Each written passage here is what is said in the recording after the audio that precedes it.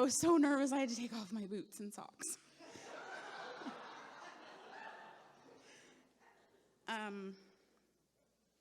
We're pretty public with our story. We talk about addiction a lot. We talk about our marriage live on video. Super weird.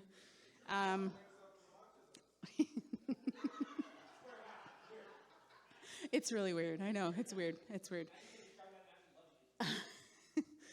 But it's been really good actually for our marriage, so that's why we keep doing it. But there's other parts of our story that we're not so public about, that we don't really talk about all that often.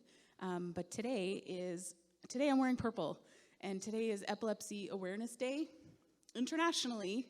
And just a fun little tidbit, it actually started in 2009 out east. A 9-year-old girl organized a rally for Epilepsy Awareness Day, and it spread. In the following year, it was pronounced to be an official International Awareness Day. So the Ottawa sign is lit up purple today. The CN Tower was lit up purple today. And all across the world, people gathered to celebrate and to show their support for people who live with epilepsy. And epilepsy just means that you have a seizure disorder. They don't often have solutions. It's managed typically by medication. There's some surgeries, but many people, their seizures their causes are unknown, and treatment is not always effective, and it's actually more common. It wasn't until 10 years ago, almost 10 years ago now. I'm so nervous. It wasn't until almost 10 years ago that even I had a clue. I think I had witnessed one seizure in my life early in my adult working years. I had witnessed a seizure at work. But epilepsy showed up as a sudden, unpredictable, and unwelcome guest in our home. Thankfully, when we were already in recovery. I'm not sure.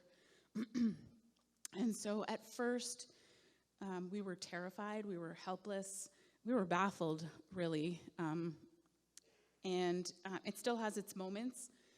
Education on seizure types and triggers and how to keep my person safe has been really helpful, and has eased a lot of the fear that initially we experienced.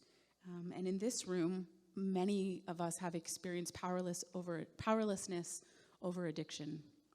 We understand what that means.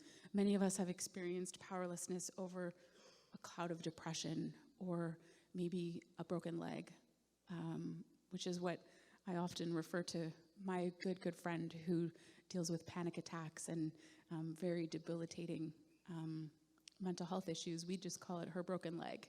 You know, there's nothing she can do about it. She has to. She lives with it, and so, but she lives with it well. And in my family, we've experienced being powerless over the looming shadow of epilepsy, seizures that strike at inopportune moments. And I've had to release my supermom ego. She had no control over this situation, and she wasn't super helpful in crisis moments. She typically caused more problems than help, and so I've released her from responsibility in this situation.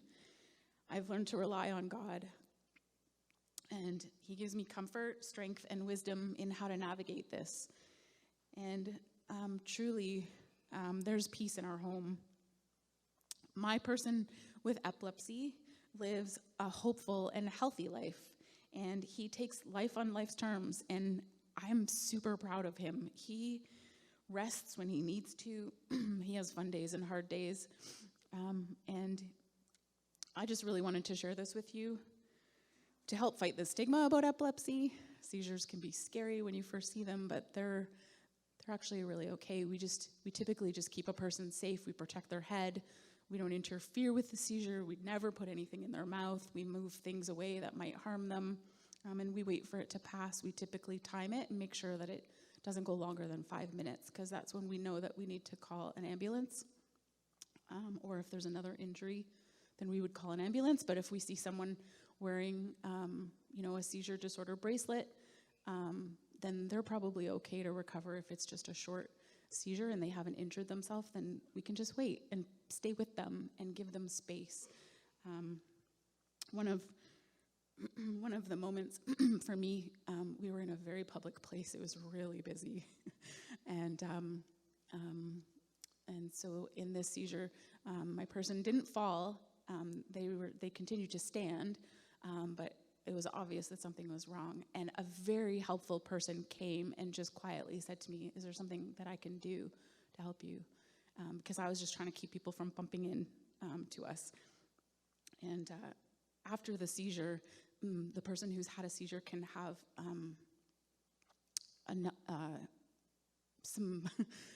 they can be very combative. They can respond a little bit aggressively, and so it's just helpful just to give them some space. This person was really helpful. They brought me a chair, and so that they could sit afterwards and have some time to just like regroup. My person doesn't necessarily know what's happened, and so give them, they might need 20 minutes, they might need 45 minutes just to kind of come back, and then they're totally fine, and they don't even necessarily know that anything has happened. So thank you for listening. I suspect there's probably somebody in this room who knows what I'm talking about, and so thank you for joining me and being here. I really appreciate this stage because we've had opportunity to hear lots of different stories here, and we welcome a variety of stories because I think that we can all grow in empathy for each other by hearing each other's experiences. And so thank you, all those who get up courageously, willing or unwilling to share their story. And I look forward to hearing from everyone else who's going to join us on stage. Thank you so much.